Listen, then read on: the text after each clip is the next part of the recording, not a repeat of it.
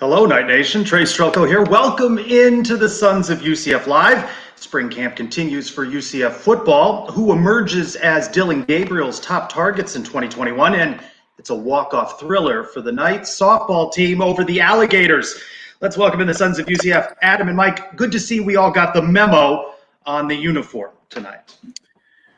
Yeah, I was told I got the only shirt. The guy who sold this to me said this was a one and only. I didn't. You clowns! I didn't know this was happening. I guess. What are you gonna do? They look good, man. I think we look solid. We look like a team now. Uniforms. What's next? We got hats. We got shirts, socks, underwears. What's next? Is this another item that you're going to promise to give away? People will give a 5-star review and they won't get their hands on. Nope. Shirts are only for actual Sons. Ooh. I feel like Sons of UCF socks may have some legs. There we go. Yeah, you put your best foot forward with that one. Hey, yes. Welcome back. All right, spring camp continuing. Knights approaching nearly the halfway mark. Practice number 7 on Friday. Practice number 8 open to the public at the Bounce House on Saturday. We begin by going to the videotape. Adam has it queued up. Our play of the week that we can dissect from many angles to see what we may be able to glean from Gus Malzahn's first spring camp. Let's go to it. What do we got here? Yeah, courtesy of Jason Beatty from 24/7 Sports for the fine video. Trace, I chose this clip because it's maybe not the best representation of an actual play, but I want you to watch Gus Malzahn's reaction as this play is running here. It seems like it's some sort of a mesh concept over the middle here, so I'm going to play it forward for you here. Gus is there, and watch his reaction right about here when he realizes he doesn't like what he just saw there, and he's going to go over there and he's going to give some coaching. Now the challenge here is I think this young kid here is a 4th string walk-on quarterback, so perhaps not the best person to be taking the handoff there. But I like how Gus is coaching him up. I'm going to go back to it again really quickly. The reaction, he grabs at the visor again. Visor, nice touch by Gus here. And it looks like, I think that's number 2, Caden Robinson in the back of the end zone there for a touchdown. So even in practice, even the small things like the mesh play handoff, Gus Malzahn coaching him up. It didn't look like he was saying boom after that one. It looked like he was a little upset. So, hey, that's what you want to see out of the coach, right? At least he's paying attention to every little detail. Well, that's what I like about these. The apparel, that's what I like about these. Apparel? The apparel's fine. I like about these videos though is that you're getting to see some stuff, right? I mean, typically, Trace, you have been, someone who's mentioned to us that you basically saw stretching and shoe tying and mouth guard putting in for your previous 15-minute practice sessions. You get some actual coaching here. You get to see a little bit about how detailed Gus is going to be. Now, again, the three of us here, spoiler alert, we're not football coaches. That handoff didn't look too terribly out of whack from me, but apparently Gus saw some nuance there and he jumps all over it.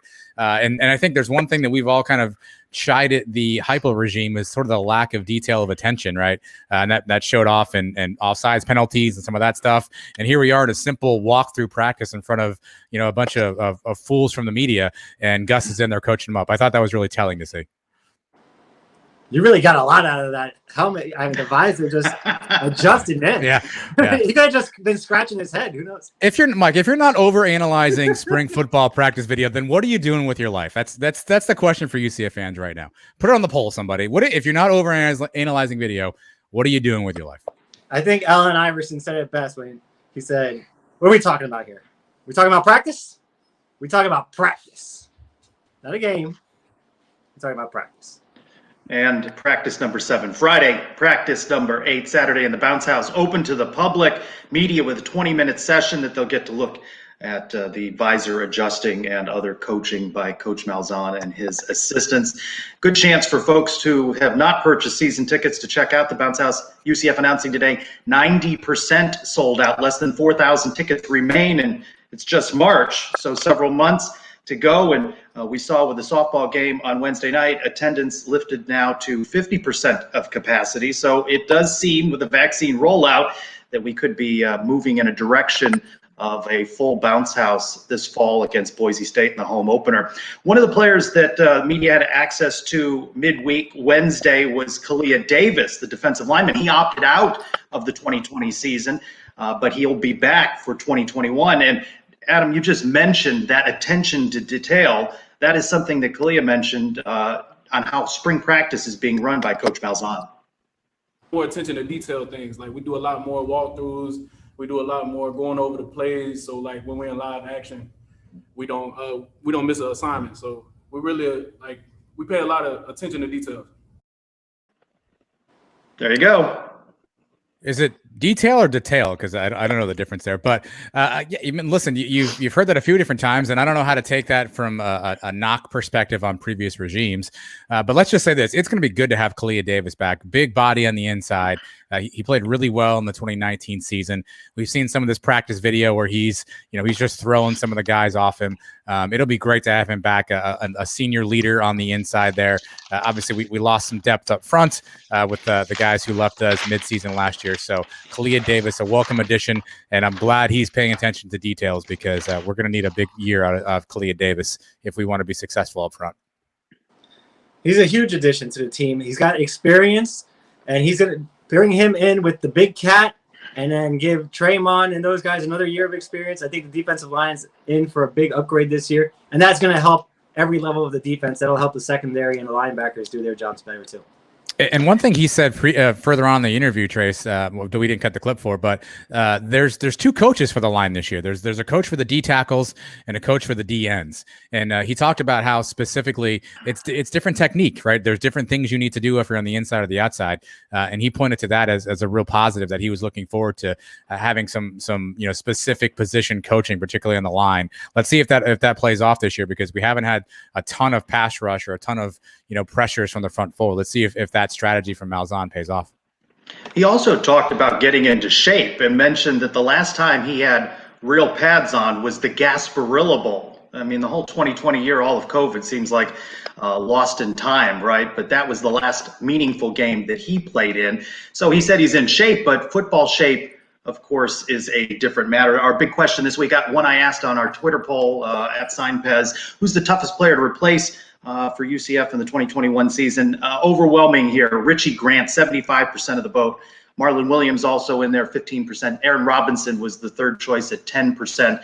And most of the responses that I got were for Richie. Grant, bar none. It's like replacing Shaquem or Nate Evans, a glue guy, with one of my favorite Twitter handles, at Foul Balls, PHOUL, Foul Balls, at Foul Balls is the Twitter handle. So, Baby. Yeah. One of the people that is going to be counted on to replace Marlon Williams is Ryan O'Keefe. He also had opportunity to speak to the media midweek. And, with the loss of Jacob Harris and Trey Nixon and Marlon Williams, the question now is, who steps up? Hungry, like Wyatt was always preaching, yeah. You always lose. You're always gonna lose somebody. But like when Gabe left, we have Marlon. Before Gabe, it was whoever. Like we're just not gonna lose a beat. Like just because they left doesn't mean like the young guys were hungry. They're gonna come practice. They've been practicing, just working so hard. At the end of the day, next man up mentality. I mean, he doesn't just run fast, by the way. I mean, he seemed like he was he was talking fast. He had some fast twitch there. Good to hear from the young guys. We haven't heard from some of those guys a ton. And O'Keefe is going to be a big part of that receiver rotation. We saw his speed. And if you've overanalyzed those practice clips, and you know who you are, he's been featured on some of those jet sweep motions. And so he's definitely a dynamic playmaker. If we get him in space, obviously good things can happen. But I think it's going to be a committee approach. I think we heard a ton of Brandon Johnson's name, Trace, the transfer from Tennessee. Yeah. The fans who were at the open practice seemed to mention him a ton, that he had just great hands, smooth in and out of routes, made a lot of good catches. He seems to be kind of running with the ones right now, along with Jalen Robinson.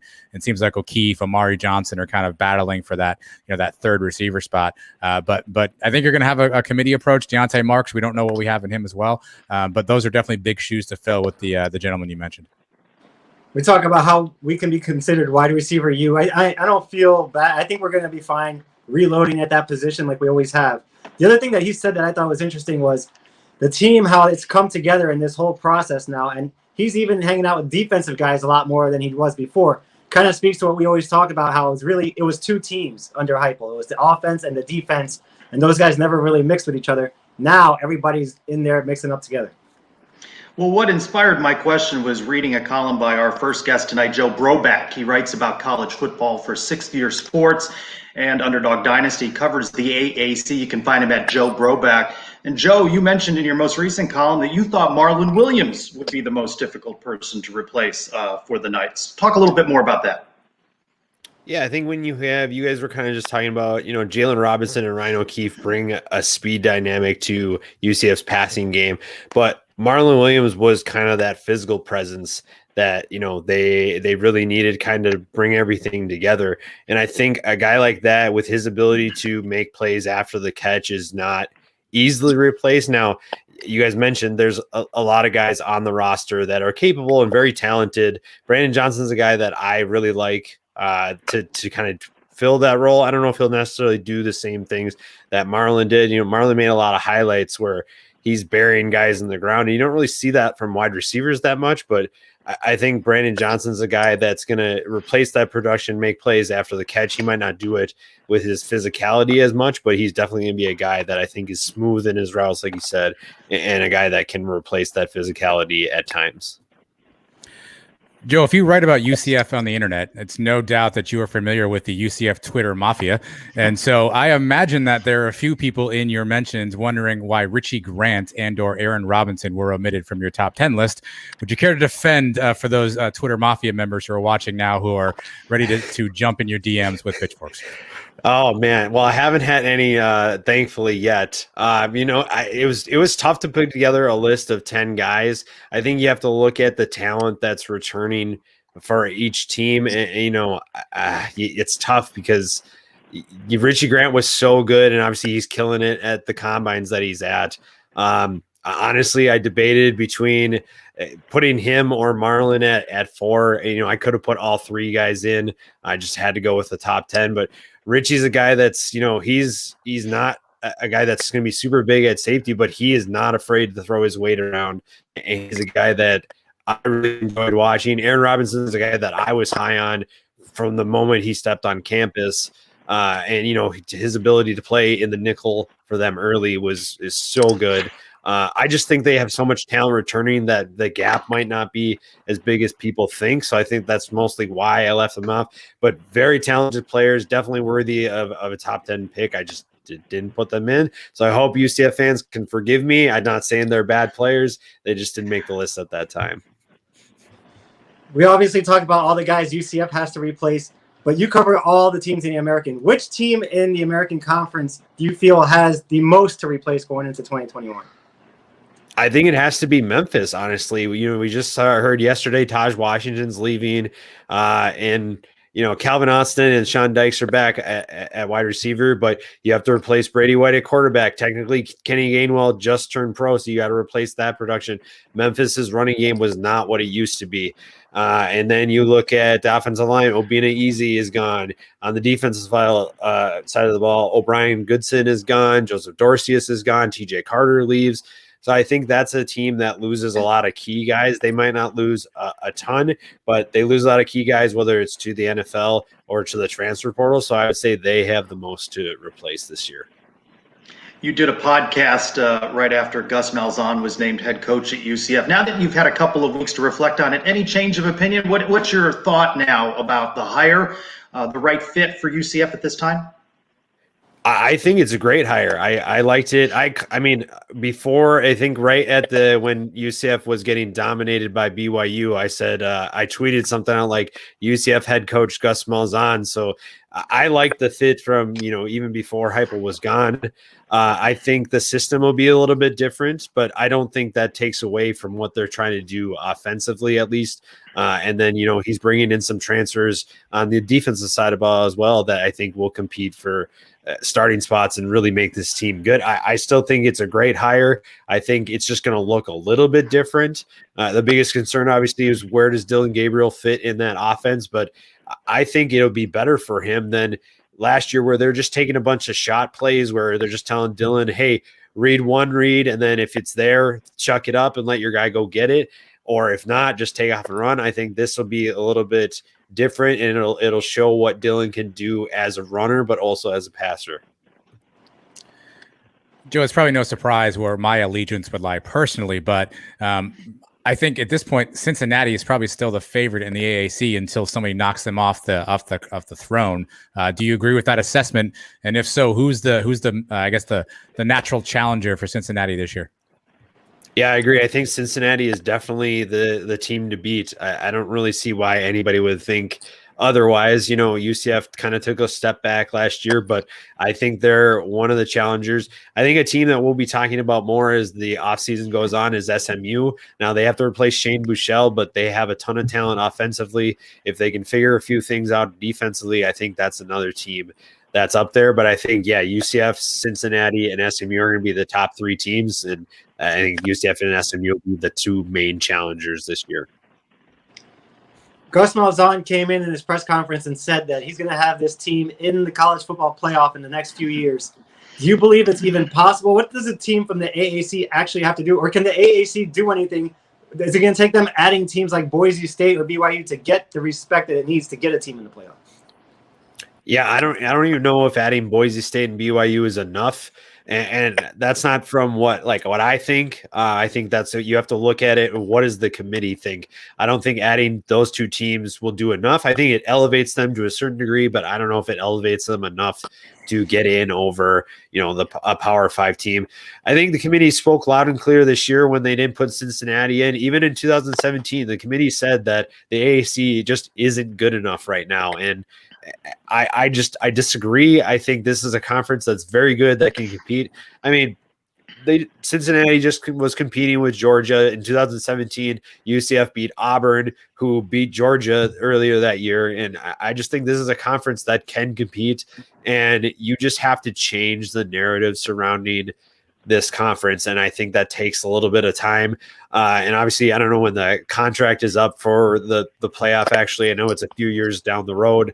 So unfortunately, I don't think that an AAC team will make the playoff. It would have to be like they beat 4 Power 5 teams in the non-conference schedule, and then they just dominate the AAC competition.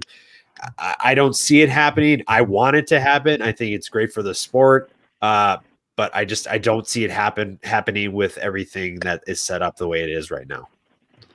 One of the other things Coach Malzahn has said is he was going to recruit like his hair was on fire, and he's thrown out a lot of offers in just a couple of weeks. What do you make of the net that he's throwing out there, and do you think he can reel in a big name, a 5-star recruit? I think he can. I mean, Ed Oliver went to Houston, and I don't think anybody saw that happening. Granted, Ed Oliver is from Houston, so that helps. But I mean, I honestly, it's funny because I was just thinking the same thing. I feel like every other day I'm seeing like 4 or 5 guys saying thanks for the offer, Gus Malzahn. It's like, is he just like going through the database and just saying, all right, offer for you, go ahead. But, it's kind of like anything else you do. The more that you throw out there, the more likely you are to get a return. So if you don't offer a guy, he's never going to commit to your school. So why not throw an offer out there? And some of these 5-star guys, like Malzahn's shown, like, hey, I've won a national championship. I know how to.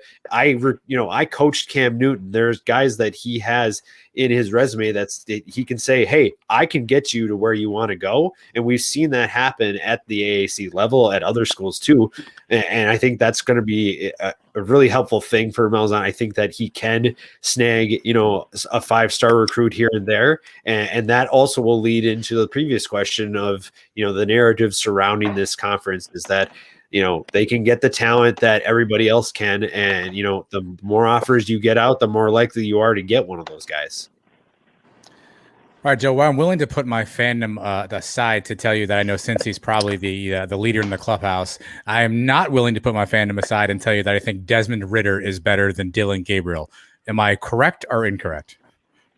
You are correct. Dylan Gabriel is a better quarterback to me than Desmond Ridder is. People forget that Desmond Ridder almost got benched last year. Ben Bryant, who's now at Eastern Michigan, almost had to take over to save their season. And, while Ridder did take steps to correct that, I think Dylan Gabriel was a more consistent player.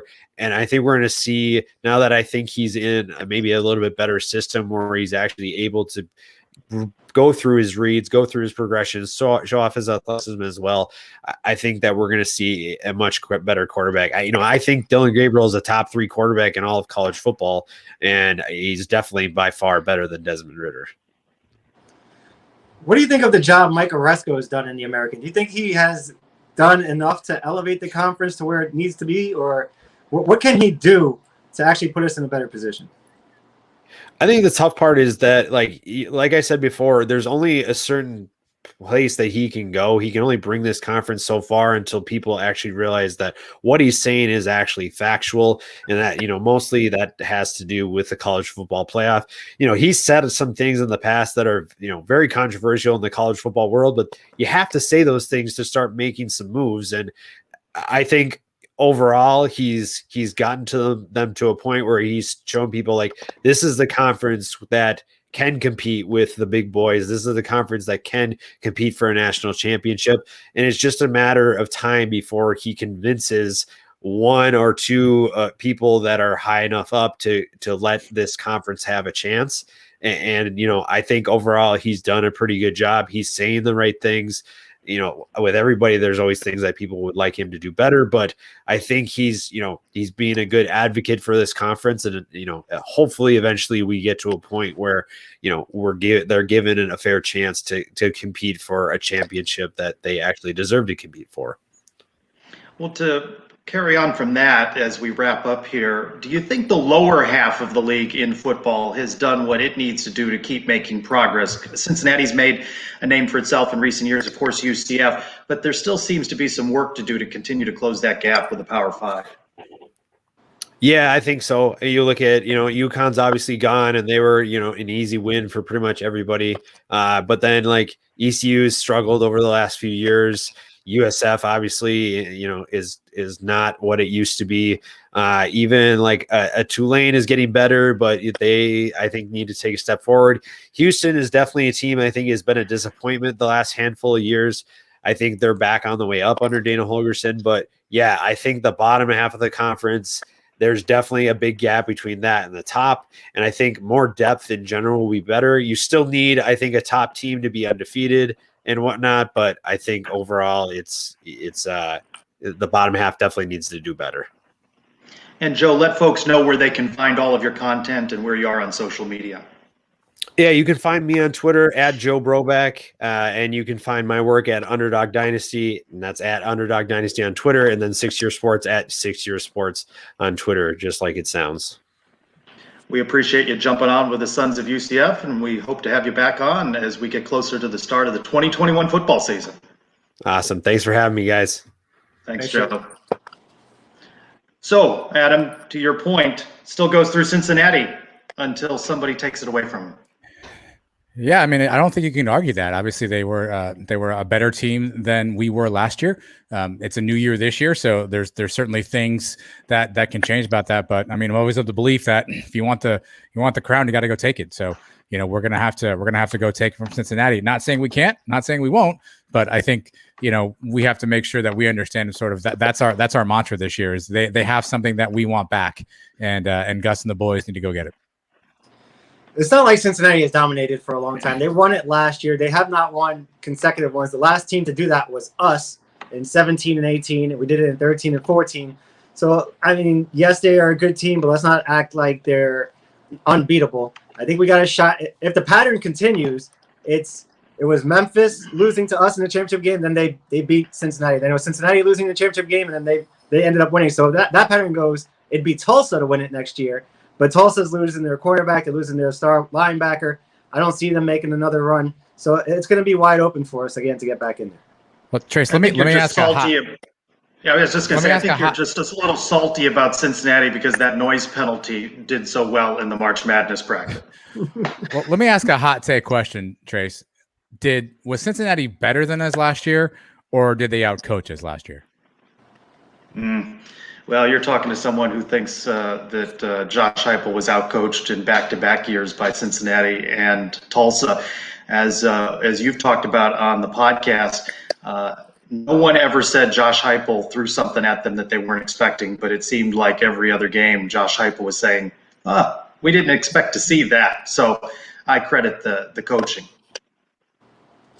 Yeah, I mean, we were right there with them in that game. It was a very close game, a 3-point game. We had a chance at the end. They weren't an unstoppable force last year. They had some other close matchups. We're right there with them. We're a few plays away, and now with the right guy calling the plays, I give us a shot to beat them. Well, we will see. That is a road game, right, this year at Cincinnati? Yeah. Yep. Well, That's the toughest part about it. It's on the road, but hey, I mean, we beat them on the road before. We beat them in 2017. It was 51-23. They stopped it in the third quarter. So that's not that long ago. Yeah, it was raining, right? They had to stop the game that year. A weather reason. Touchdown. So it was raining that year. Well, as we look around at some of the other sports, a little bit of agony of defeat this week in a couple of instances for UCF. Let's talk about one of those. Women's basketball still seeking its first tournament win. They lose to number 7 seed Northwestern 62-51 on Monday night. The real story there, though, is star player Diamond Battles goes down with a knee injury. No further information being released about that from UCF Sports Information, just the comment that Diamond made and released on social media thanking fans for reaching out and keeping her in thoughts and prayers. But that, you got to think, is key to why UCF just couldn't get over the hump in that game. If they've got her for the full game, that one looks pretty good. And that's something that I asked Coach Abe about in the post-game media session. And the way I phrased it was, going into the half, to have that injury, it's got to feel like just a punch to the gut. Yeah, I mean, we were only down by 4 at halftime, and so, and Diamond wasn't in the locker room. And so usually when we come into the locker room, she's in there talking, and Moss was talking, but it was like a big, huge, like you said, punch to the gut. So when we went in there, I said, we were down. We've been down a lot, and we fought back, and we've won games, and we were only down by 4. So we really needed to, make sure we take care of defense. I thought we did a really decent job until, 25 got let loose and just started to score easy buckets. I like the question that you guys have asked a couple of times about whether Coach Abe, which coach might not be back and for what reasons. And Coach Abe, just a talent. I mean, they've had such tremendous success. She talks about the banners and the rafters at the arena. And I want to give you a little insight here. There was a little bit of a snafu with the Zoom link, and she did her opening statements, and I don't think there was anybody on the Zoom from the media until there was a correction there, and then we hopped on, and she came back to address comments and answer questions in a difficult moment.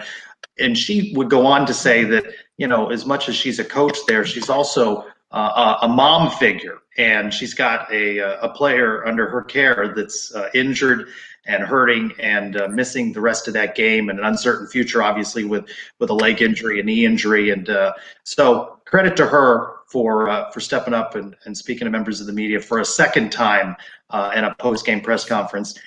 She is very talented. This team is very talented, and the way they play makes you want to root for them to succeed.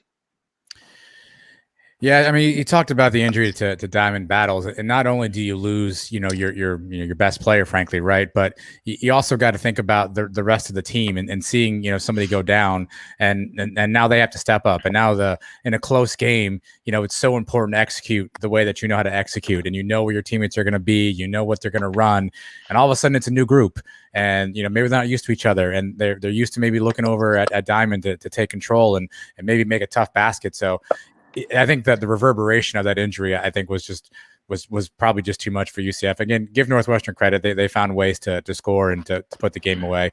But you got to love the fight and the heart in that team all season. Coach Abe said it in that presser. They've been down before, and they've always battled back. So that's one of the attributes I think we saw in both of the basketball teams this year. Is there were certainly moments where it looked like, what are we doing? But I don't think I would say through any game that I saw, except for maybe the UCF Memphis basketball game, the first one, I wouldn't say there's any game where I felt like we just quit and we gave up. The teams always fought hard, and that's a credit to Coach Dawkins, but a big credit to Coach Abe for what she's done for the program. Again, hopefully she stays around. I think, to your point, Trey, she's a dynamite coach. Hopefully we can keep her on the black and gold for a long time. We've all seen the videos of Coach Abe coming into the locker room after a win, doing a dance, and you see the reaction from the players. You can just tell that she has that connection with her players. And teams that are most successful are the ones that act like a family and stick together, and the closest ones. And that seems to be what she has built here for the last few years. And that's why the team's been so successful. I think the run that they had encourages you going into the next season. And I differ a little bit. Mike, you've been a little down on Coach Dawkins. I think sometimes you're expecting a lot more of them considering the circumstances of COVID and the changes in the roster. But going into this next season, with the experience that Isaiah Adams has had, CJ Walker, I think this looks to be a very exciting basketball season for both the men's and women's programs at UCF. I think there's a lot to look forward to in hoops going into the next season. Yeah, I hope so. I hope next year is the year we take that next step. I just don't want people to keep moving the line further down and have another excuse. What's the excuse going to be next year if we're a 500 basketball team again? That's all. Are there any valid excuses if the team is decimated by injuries or something like that? There's nothing, no excuses. We've heard that one before. We've had that excuse a couple times, and we should have depth on this team. So if you lose 4 out of 5 starters, and that's one thing, but then other than that, we should have a solid team to compete in the top of this conference. Yeah, I think the counter to that, though, Trace, is this year, even with the COVID stuff, I think that one of the biggest things that hurt UCF is we had no depth. Right, we were basically playing 7, 8 guys all year long, and if one guy was out for any reason, we were, you, me, and Mike were suiting up with our extra eligibility left, right? So I think that's where you can say there's excuses and there's reasons. I think there's certainly there are definitely things that go on. But as a coach, how do you counteract that? Because nobody's going to have a perfect season. No one's going to have everything go their way. That happens once in a blue moon. So part of coaching is how do you protect against the downside? And that's where I think every year, to Mike's point, we've had a downside, but we don't have any protection. We just go, oh, we lost BJ and Taco and Aubrey. Oh well, we had COVID. And at some point, those are things that take place. But how do we protect against that and sort of salvage our season? I think that's the part where I want to see Johnny make a couple steps. You're going to have adversity. That's why you're here. But what do we do then? We can't just keep saying, oh, we had this issue and that issue. Now, having said all that, I think he's brought in 4-star transfers 2 years in a row now. So I think we're going to have some influx of young talent if CJ Walker stays, if Isaiah Adams stays. I think we're on the upswing. But I think to Mike's point, this has got to be the season where you see some of that progress forward. If not, Coach Abe to the men's team. And the thing that was frustrating about this year is the games we lost. I feel like we should have won. The 2 Wichita games are 1-point games, and we had the lead in those, and we let them get away. The first game against the Cows, we were up double digits, and we let that get away. We lost another 1-point game. It just seemed like we kept finding a different way to lose, and the turnovers were just never corrected throughout the year. Well, Adam, you said that you, Mike, and I could suit up. Clearly, based on the latest episode of the Sons of UCF podcast, I'll just be laying in a hammock, relaxing, or lounging, or walking. Eating Krispy Kreme. Listen, Krispy Trace, Kreme. Yeah. every team needs a 12th man, all right? Every team needs a 12th man. You got a jersey, though, so that's what counts. Yeah. Women's basketball, 12-2 in the AAC, 16-5 overall. From the agony of defeat to the thrill of victory, softball. Wednesday night, Carissa Arnellis' 2-run home run, number 24 UCF defeats the Florida Gators, the number 5 Florida Gators, 8-6, a walk-off win, the 700th win in program history. Very exciting game, and we got an opportunity to speak with Coach Bear, and she just talked about we're going to enjoy this one for a little while. She talked about the win. Well, I guess, we typically say you're only as good as your next game or your next at bat. So we get to celebrate this. I told the girls they get 60 minutes and then it's on to Houston. Yeah, that's coming up. The conference opens Friday, doubleheader, Saturday, Sunday, but big. Whenever you can beat the Florida Gators, it is satisfying. UCF with wins over top 5 ranked Florida, and just a couple weeks back, over Arizona. Very exciting and a raucous crowd. Football players in attendance. It played well on TV on ESPN Plus. They've got some things happening over there on the softball diamond. Fantastic game. I'm loving the ESPN Plus, ability to watch some of these games that previously I may have not had the ability to watch. And I'm just glad that our guy Eric Lopez, who hopped in the Zoom now, so I can see his face. He appears to be okay. I know it's a very exciting call, a lot of yelling, a lot of screaming. I see him now in our green room, so I can confirm that Elo is okay. But great game, great call by Elo. Somebody on Twitter last night wrote, and I wish I remember who it was, and I can't off the top of my head. Is this the most exciting UCF sports team since the 2017 football team? So, I think maybe there's a conversation there, but it was a fantastic game to watch. And I'm I know, Mike, you are on the fence with ESPN Plus, but I got to tell you, for some of the Olympic sports, it's actually been a game changer. Hey, we're a softball school now. Every time a new sport comes up, we were football, then we were basketball, then we were girls basketball. Now we're a softball school, and it's great to see a team like this having the season that they're having so far. Well, you mentioned Eric Lopez. Let's bring him in, the play-by-play voice for UCF softball. You'll find his content, Black and Gold Banneret. He co-hosts the In the Circle podcast, all about softball. You find him at Eric Lopez Elo. I don't think you got much sleep after last night's win in the 700th win for the program, of which you've been a part of many. How does this one rank for you? Oh, it ranks right up there. I could tell you I've done softball since 2007. That's probably the best game I've ever called or seen in person. And I know that sounds like a knee-jerk reaction, but that game had everything. I mean, you got the rivalry renewed after they didn't play last year because the season was cut short. You have Florida playing their softball version of a shift with 5 infielders, 2 outfielders. I've never seen a softball team do that when they had their lefty pitcher in. You have Florida up 5-1. UCF comes back, ties it up. Florida hits him with another run, and then UCF wins it on a walk-off home run and to win their 700th. Second win against a top 5 team this year. And we had an atmosphere for the first time this season. You guys were talking earlier. The football players were rowdy. I mean, they were loud. It's the first time we've had an atmosphere at a softball game all year because they obviously raised, from what I understand, I guess, the capacity up. And it was just kind of a thriller. It felt like the old days from an atmosphere standpoint. It was just an amazing game, one that I'll never forget, not that many will ever forget, with the Carissa Ornelas home run. Just an amazing softball game, an amazing sporting event. Eli, obviously, you get a chance to be a part of the calls on ESPN Plus. How much do you think, for fans following softball, how much do you think having the ability to watch those games has kind of played a role in folks kind of learning about and kind of cheering on and rooting on the softball team this year? Significant, because softball fans have always been used to. They were ahead of the curve when it comes to the sports fan as far as being able to find games on the stream, being able to figure out, because that's how softball's always been covered, was being the stream. This latest boom with the television has been great, but softball fans have always been trained to do stream, so they're used to it. And for softball, it's been a huge, huge deal. I can tell you, I've done UCF softball for 14 years. I don't have numbers because ESPN doesn't release it, but I can tell you, based on the feedback I've gotten, the constant reaction I get on social media and on my text messages during the games, after the games, it has exploded. And it's I think it's the most right now. They're the most watched season in UCF softball history. There's no doubt. I mean, not just because of UCF fans are watching or the opponents fans, but just diehard, softball fans in general. Softball fans tend to watch everybody play. They don't just focus on their specific team. That's the other one thing, because they want to support the sport. But because ESPN Plus, the way they have it set up, they have a menu where all the softball games, and I know a lot of fans in softball kind of flip from game to game to game, kind of like if you had the NBA League Pass or extra innings in baseball or the NFL ticket. That would be the way I would compare it.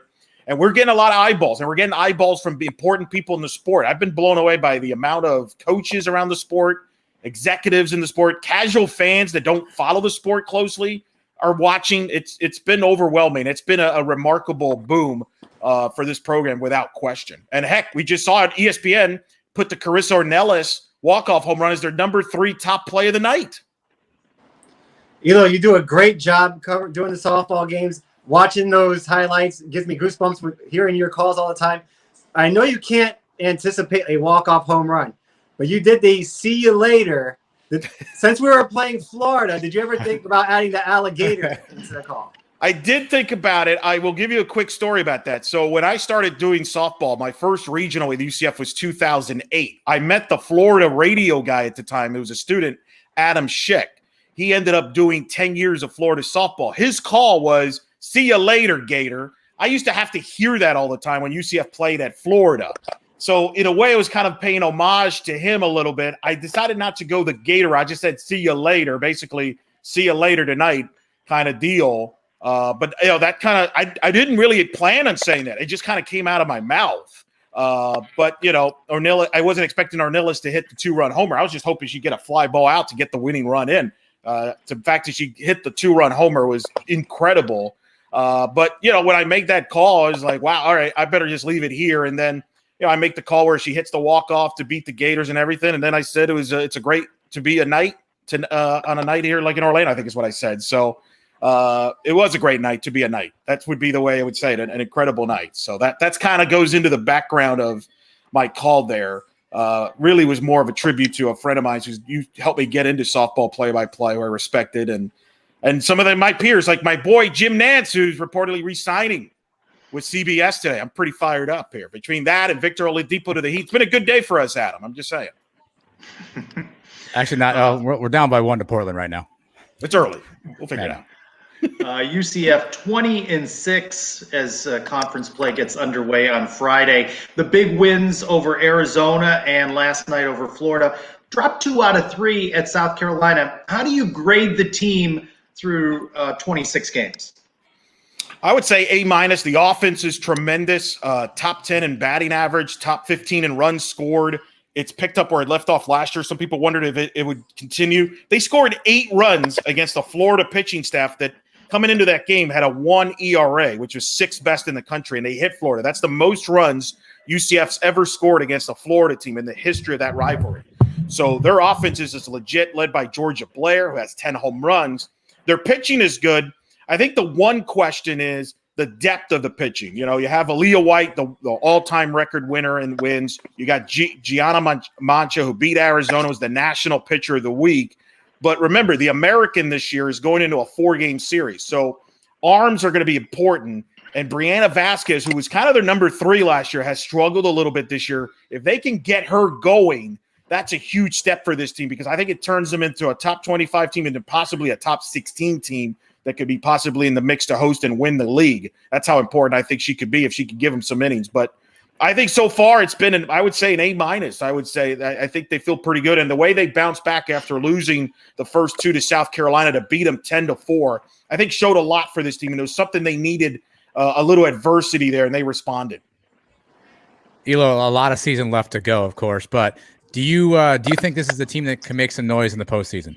I do, because they have an offense. You know, in past years when UCF has been in the NCAA tournament, they had the pitching. But the problem is in the postseason, everybody has pitching.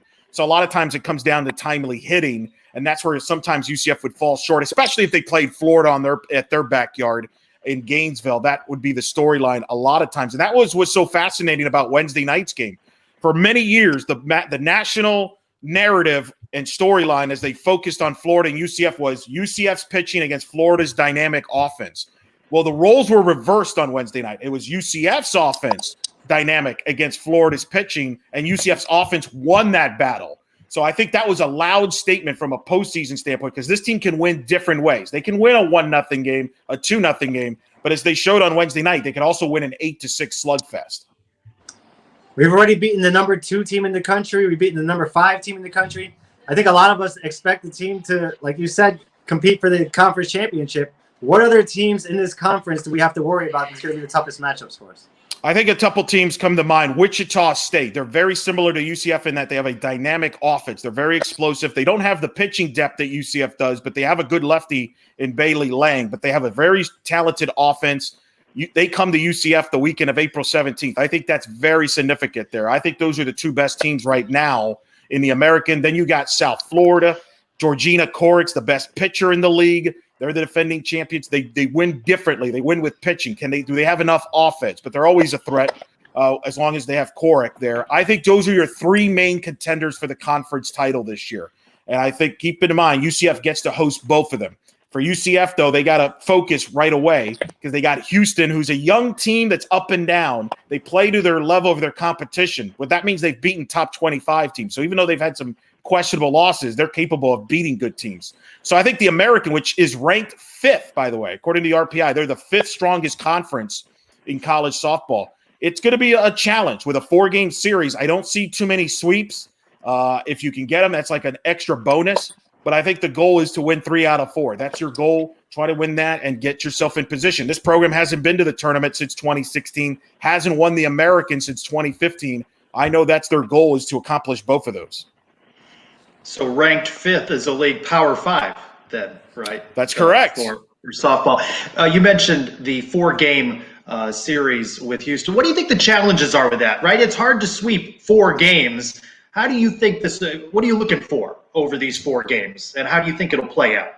I'm curious to see how the teams use their pitching staff. For example, UCF Houston is going to play a doubleheader on Friday. So how does UCF come out after that emotional win against Florida to play against Houston? They've been longtime rivals, but now you're playing a doubleheader. How do you set up your pitching rotation? I think everybody's going to have to pitch some innings. I don't see 1 or 2 pitchers carrying you for 4 straight games. So you might see something what you saw Wednesday night where Aaliyah White and Gianna Mancha ended up basically splitting the game. They've split the game the last 2 games. It wouldn't shock me if you see more of that as we move forward. The doubleheaders are going to be very fascinating. Now, most of them are going to be a single game Friday, doubleheader Saturday, single game Sunday. This is kind of one of the exceptions. But doubleheaders are really fascinating. And I think UCF, what they have to do to be one of their keys they're going to base on is their depth. They have depth in arms. They have depth in offense. And they got to wear down teams as those 4-game series go. But I do think you'll see more upsets as a result of these 4 games because a team can kind of get you at least once out of 4 games. And it'll be interesting how the Knights use their staff. Do they just carry with Aaliyah and Gianna? Do they try to use the 2 freshman pitchers they have? Does Brianna Vasquez? Do they split them up? A lot of strategy here, I think, is what you're going to see, Trace, over the next few weeks here. A season unlike any other in the American. Elo, you know UCF fans are obsessed with their coaches. If you need any proof, see Hypo, Joshua. So talk a little bit about Coach Cindy Ball Malone. What makes her such a great coach? What are her strengths as a coach? Mike Kendrea, the legendary Arizona head coach, called her a database of knowledge of softball, one of the best databases in softball. She believes in advanced analytics. She is one of those coaches that has her hands on offense and in pitching. She was a 2-way player, All-American at Pacific. She worked under Heather Tarr as a national champion head coach at Washington. Interestingly, one of the people that referenced her at UCF when Brandy Stewart and Danny White, remember that guy, Danny White? Yeah. Anyway, Cowboys quarterback? No, never mind. The other one. So they when they were looking for a head coach after Renee Lourdes Gillespie left to take over the Iowa program, one of the phone calls they sent was to Tim Walton, the Florida Gator head coach, because he was a reference. Because he has known Sydney Ball since she was a player at Pacific through his friendship with the Pacific head coach Brian Cozy, and Tim Walton has said that she is one of the hardest working coaches in the sport. She is one that will adapt. If you look at her offense, she will not give you the same look offensively. She could play small ball or can give you a look that it looks like a power lineup. That's what makes her unique. She has a move, a chess move after a chess move, and it all has a purpose. That's what makes her so unique. And the players have bought in since most of them since day one, and they've been clicking, and they just believe they're going to win against anybody. And she has that confidence, and I think that's that swagger that the players have as well, and they bring that to the field. You know, I started coaching my own daughters, and they're playing softball now too. What's it going to take to get you to do a call? Can I get you on a Zoom on a game and have you do the call for one of our softball games? Is that possible? Can I send you some highlights? I mean, we can negotiate something. You know, Trace is my representative. You can negotiate with him.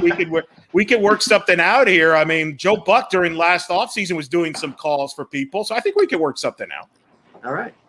Like for a nominal fee there, Mike. If Mike makes a bad managerial decision, will you criticize him? It depends what decision he made. Like how questionable I can't is imagine it? many are good. I'm just guessing out loud here. I'm not really sure what his strategy would be. Yeah, if it's one that doesn't make a ton of sense, that could definitely be questioned. Yeah, it's an 8 and under league. I mean, I gotta let everybody play every position. I feel like we're gonna have to have a breakdown of this every week on Sons of on the podcast there, right? Like this feels like a segment. We could break it in there. Maybe that's where we do it. Llama Corn Softball 2021. Mike, are there winners and losers, or is everybody a winner in this league? Oh no, we keep score. Okay, good. We haven't played a game yet, but next week's the first one. All right, Elo, we will wrap up a rapid fire, a yes or no for you. All right. Aaliyah White, softball Mount Rushmore at UCF. Yes, no? Yes, I would put her there with she would be in the mix. Yes. In the mix. It seems like you're hedging. Well, you said one word, yes or no. I mean, you didn't want me to explain it, but yeah, I would say she would probably, yes, she would be in the Mount Rushmore alongside Stephanie Bass, Allison Kime, and then either Audis or Shelby. Probably I'll split them both because you can't name one without the other. So that's I'm cheating with 5. I'm cheating with 5. All 4 games against Houston on the plus. You are on the play-by-play. You'll find Eric Lopez also co-hosting the In the Circle softball podcast and content in various platforms with the Black and Gold banner at Eric Lopez Elo. Elo, thanks for talking with us on the Sons of UCF Live. Thank you, boys. It's a pleasure. It's an honor to be on the hottest TV Thursday night primetime show since Seinfeld in the 90s. Elo. I don't disagree with him. It was nice that he silenced his phone because the last time that he joined us in a pregame show prior to football, his phone was just ringing off the hook. So he's a busy man. You ran off like 9 different jobs he has. I mean, what do you expect a guy to do? He's got his phone ringing at all times. 10 jobs now. He's calling my girl softball game. Yeah, I know he'll do that, and that's I love that idea. That's good stuff. We talked a little bit about thrill of victory, agony of defeat. Let's go back to agony of defeat. Softball ends. I find baseball on the ACC network. They drop a heartbreaker at FSU. They regained the lead, and then they lose 6-5 and 10. The Seminoles score 2 runs on 2 hit batters, 2 walks, and an odd RBI pop-up. I mean, a strange way to lose a game. They are 2-6 in 1-run games, and you're starting to wonder, is it just going to be that kind of season where you're not on the right side of those? But as Mike has mentioned on a couple of occasions, it really gets down to business when you begin league play. But another heartbreaker, reminiscent of a couple weeks back when they lost that game at the end against Ole Miss. Yeah, 98 Yankees, right, Mike? Listen, this is the place where ESPN Plus is not a positive, because I was watching that game, at least trying to follow it on a bootleg stream, and I don't even know what happened at the end, Mike. I'm going to go to you, our resident baseball expert. I think it was an infield fly rule, and you got to tag the guy at home, but they weren't sure if somebody called the infield fly. Can somebody explain to us what happened on that last play? If I saw it, I'd tell you, but I didn't see the end of the game. Always deep into the research is Mike. But we'll give you a pass because you've been up to your eyeballs in YouTube finding clips for March Madness. Before we wrap up with that, another stellar interview on the Sons of UCF, episode number 125, many of which you can find locally on the feeds. Yeah. Ish. So another, I thought it was, this is a guy, Sharif Rashad, that I didn't really know a whole lot about, hadn't thought about in a while. And I love that you reintroduced him to Night Nation. Yeah, I mean, it was great to catch up with him. Obviously, we've had a slew of the most recent players on, so it was good to have a bit of a change of pace and, be able to ask a couple of quote unquote different questions. And the clip I pulled tonight is actually a little bit more topical. Like, one of the conversations that has been had recently, and we've seen it on social media now, is former players being welcomed back. Doug Gabriel had some comments where he felt like maybe he wasn't as welcome. But then over the last couple of weeks, Trace, Mike, we've seen a slew of former UCF guys. Latavius Murray was there. Gabe Davis. I think we saw Tony Garrod there. Drico Johnson was there. So we've seen a slew of former guys back at practice. And I know a lot of us, I think it was Ron Johnson posted, he got like a swag bag when he got there, right? There was a polo shirt and a lanyard he got to. So it's cool to see maybe that's changing a little bit. So we asked Sharif a little bit about his experience and if he's been back to campus and sort of what the changes have been for him. And I really liked his answer, because at the end, he kind of talks about, and you hear his love for UCF. You knew everybody one day, and then you didn't know anybody the next day. So it's never like anybody told me or made me feel uncomfortable. I didn't know, right? I didn't know anybody, and I think there was really no way to figure out if we were still welcome, if that makes sense. And by the time, people started trying, it was even more, new staff. So I've always felt welcome in the building, right? Because, like I said, as long as Mary and the team was there, so I've never felt as if, someone was shooing me away. But at the same time, I felt like I could have known the new guys a little better, right? The new coaching staffs, and that's gone for a couple different staffs, and they've all done a great job. And at the end of the day, that's what I'm happy about. Just a good guy to talk to, Mike. A thoughtful interview. I thought he gave some really good answers, some really good insight. Yeah, it's a great interview, and I hadn't thought of him in a while until we did the brackets, and he was on a 16 seed. I said, oh man, there's a blast from the past, Sharif Rashad. And then I saw on Facebook he's watching along all the videos that we're posting. So I said, let me see if I can get in touch with him and get him on the show. And I'm glad I did, because he was a part of a lot of big time moments at UCF. First bowl game ever, the opening of the stadium, a lot of huge moments, and a great guy to talk to. Which was featured. You can get it where you get all your downloadable content, episode 125. But I got to point out my Pegasus magazine, the reference to the 100th episode. I'm going to be submitting something in the morning because this is the 10th edition of the Sons of UCF Live on Thursday nights. I'll be including something. By the way, Mike, did you graduate from UCF? Because it just mentions your name. It doesn't have the year you may have graduated. I definitely did. I believe it's under the 2002, and all the names under there are associated with 2002. Adam threw in his 2003 degree because he stuck around for grad school there. But yes, I did graduate in 2002 with Adam. I can confirm. I interpret it as there. having attended during 2002. I don't know that it necessarily means, but I believe you. Want me to go get the diploma off the wall? I'll be back in a couple seconds. I gotta do. I can confirm. I saw Mike at graduation. I can confirm he was there. I think he had better grades than I did. Mike's a smart guy. I don't know why I said that like you surprised. By the way, I didn't mean it like that. But Mike had really good grades. Yeah, I did what I could. What I like about you, Mike, is that you're a UCF alum who co-hosts a UCF podcast. I think that's important, to be a UCF alum involved in the podcast biz. Much credit to you. Much credit to you for the work that you've done. We praised it last week. You praised it on the podcast. It has been a trip down memory lane, a sea of different uniform combinations, and all sorts of video clips that you've pulled. Are you happy with the way this is unfolding after a couple of days ago you threatened to shut the whole thing down? Yeah, that was only after one matchup where I was scared it was going to go the wrong way. But overall, I think it's going great. And now that we're into the second round, the voting is getting a lot closer in some of these matchups because we're getting to like 4 or 5 seeds. People don't know what to do. The one thing I found interesting was the older clips, the Franco Grilla and the Bobby Joe Plain and things like the noise penalty. They all won their first round. Now they're out. But the 3 plays from the Alabama game are still alive now and probably moving on to the Sweet 16. I think that shows you where the line was of the UCF alum. Starting in 2000, people have a lot of appreciation for that game and obviously the more recent games. And I just think it's great. Every time you post these, either on Twitter or in the dungeon, you see a slew of comments about people talking about maybe where they were at that game, why that game's important. A lot of people saying that they just love watching the memories again. They haven't seen these plays in a long time, haven't thought about these plays in a long time. So I think it's just been fantastic that you've been able to kind of unearth these plays and bring them back to life for a lot of people who we lived through them all, but you kind of forget about them as time passes on. So for those of you who haven't seen it, you can, I think the hashtag is UCF Greatest Plays is what we're using, but Mike has done yeoman's work here. I mean, multiple videos, multiple brackets a day. He's got to do tricky math because he's adding from 2 different spots. We just said he was smart, so I guess I shouldn't, underestimate that, but just a fantastic job, Mike. I think everybody universally has loved this on social media, which is not easy to do with UCF social media.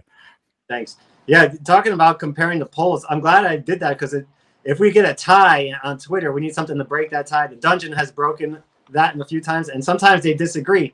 And the number 6 Davin Bush INT against Alabama actually advanced to the 3rd round now by 1 vote. It was the closest matchup we've had so far.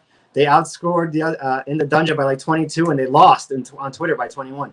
So some math is required, yes, and I added up pretty quickly.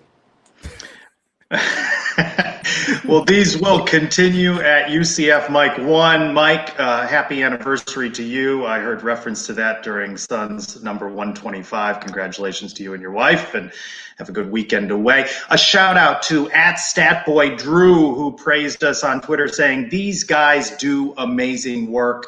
Thank you, Andrew, for that. Appreciate it. Appreciate all the 5-star reviews that you guys are collecting. I will be hitting the road next week. I'll join you from my Rocky Mountain Bureau in Denver for Sons of UCF Live next Thursday. 6 o'clock start for me, 8 Eastern for you guys. Even you, Mike, it's 8 o'clock Eastern, but we'll welcome you in at 8:30 should you ever decide to join. Ben? Can you confirm, will we get a unique Rocky Mountain themed walk and talk this week? Is that in the cards? I don't know. My nephew is always asking me how I come up with these. It's really situational. You may recall that I gave you one from a cornfield prior to a football game. It depends. I land on Wednesday. I don't know what's all involved. I got to cut one on Wednesday for the show on Thursday. We'll have to see. We'll have to see. If there's snow on the ground, maybe there'll be a sledding or something like that. Walking through the airport, maybe grab one. Maybe get your nephew in a cameo. I mean, there's options here, Trace. I think you should think outside the box. Are you packing your hammock? You have to bring that as an extra luggage, an extra piece you have to bring now? How do you get that over to Denver? I don't want to make excuses that you'll seize upon for fodder and content, but I did tweak a muscle in my back the other day and have been a little bit gimpy the last couple of days. It's affected some of the preparation and the training for the upcoming 5K. No excuses. I know how you are with that. None that Johnny Dawkins can say will meet with your approval. So nothing I'm going to say is going to be effective. But I've been sidelined the last couple of days. Maybe a little stretching this week. Maybe a little yoga. Loosen it up a little bit, and then you get back on track. Gotcha. All right, guys, it has been enjoyable. Enjoyed the conversation with our guests, Joe Brobeck and Eric Elo Lopez. And we will see you guys next week on the Sons of UCF Live. For Adam and Mike, I'm Trace Rolco. Go Knights! Jar John.